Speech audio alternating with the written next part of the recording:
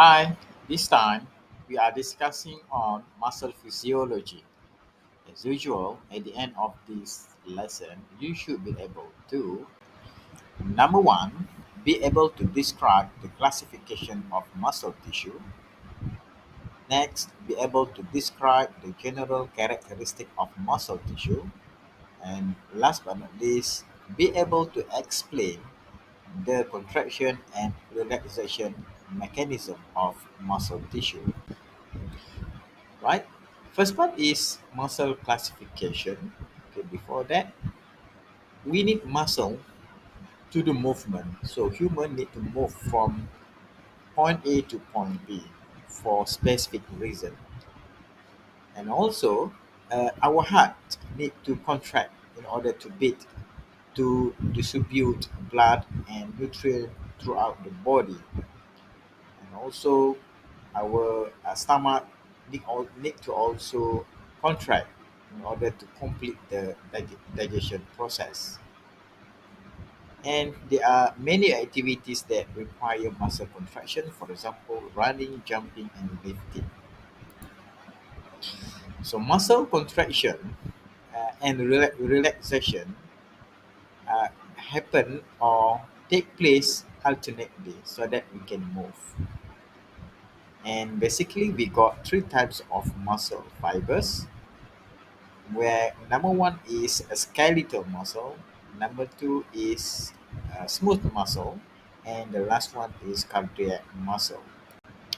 The first type of muscle tissue is skeletal muscle. It is voluntary muscle. So this muscle is responsible for moving our arm and leg. Okay. Usually voluntary muscle it is attached to bones. So bones can be function as an anchor, and the other side, which is the movable side, uh, that provide a system for muscle contraction. And skeletal muscle uh, work under conscious control. It receives signal from the brain via nervous system, and it will respond to that particular stimulus through the effector muscle. The second type of muscle is smooth muscle cell, or we call it as involuntary muscle. The name implies that we human beings cannot control this contraction. We are not even aware when our stomach contracts and relax. It happens without our conscious. That's why it is termed as involuntary muscle. So this muscle is available in intestine, blood vessel. If you observe this muscle under microscope, you can see the tapered end of this muscle. That is one of the characteristic of smooth muscle cell. And the third one is cardiac muscle. It is a special type of muscle that form a wall of the heart chambers. So there are four chambers: atrium and ventricle. Okay, so this is considered as involuntary muscle as it contracts without our conscious. So this heart will keep on beating, okay, as long as we are live. So this muscle is uh, never tired. It works all the time. There are four properties of muscle tissue. It goes to every type of muscle tissue, either voluntary or involuntary, either skeletal, smooth muscle, and cardiac muscles.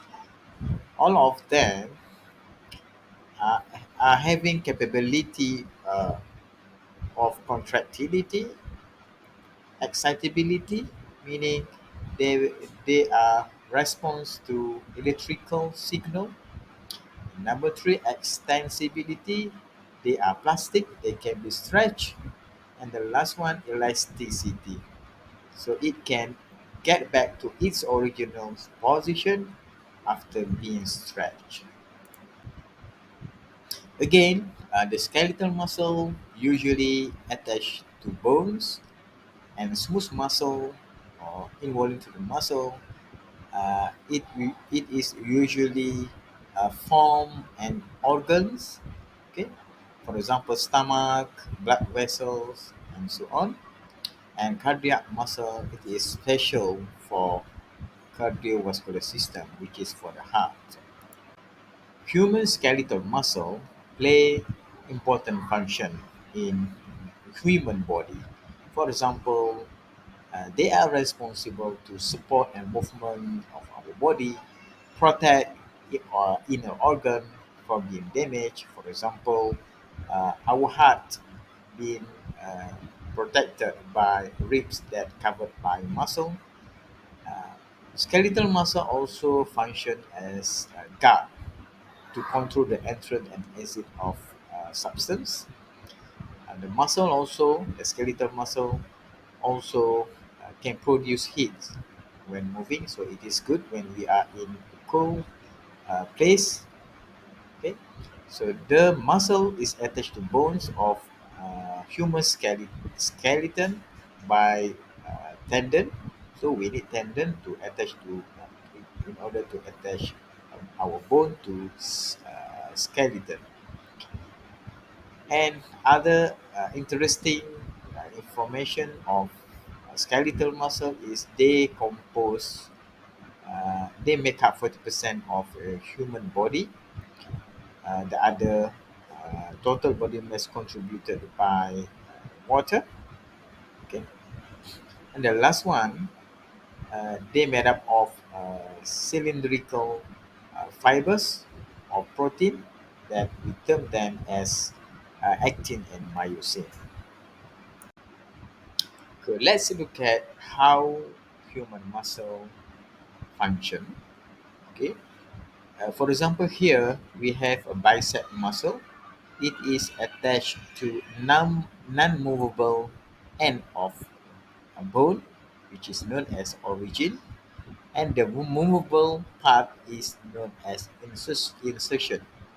So muscle pull by contracting.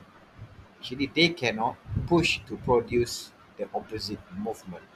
So muscle contraction occur in antagonistic pairs. For example, in order to move our hand to flex the elbow, two antagonistic pair of muscle work here, biceps and triceps. So when we flex our elbow, the bicep will contract and the tricep will relax. So oppositely, to extend the elbow, bicep will relax and tricep will contract.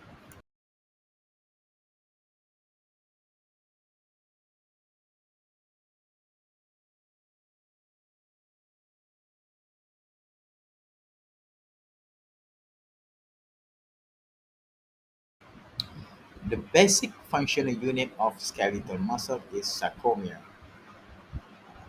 This is the smallest part of muscle that do the job of contraction and relaxation.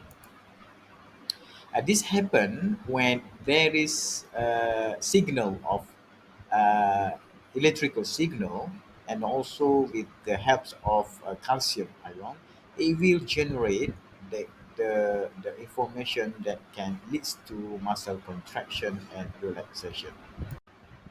If you look at this anatomical structure of skeletal muscle, sarcomere is defined as a space between two Z line. That's indicate the sarcomere. And you see in the square shape diagram, there are presence of actin and myosin filament that they are arranged somewhere they are overlapping, somewhere they are not overlapping. So the two control type proteins, myosin and actin, play a vital function uh, where they are sliding each other in order to produce a contraction. Myosin is known as thick filament and actin is known as thin filament. Let's discuss on how muscle contract and relax. Okay, number one, when there are action potential, I mean electrical signal that arrive at particular muscle, it causes depolarization and release of calcium ion.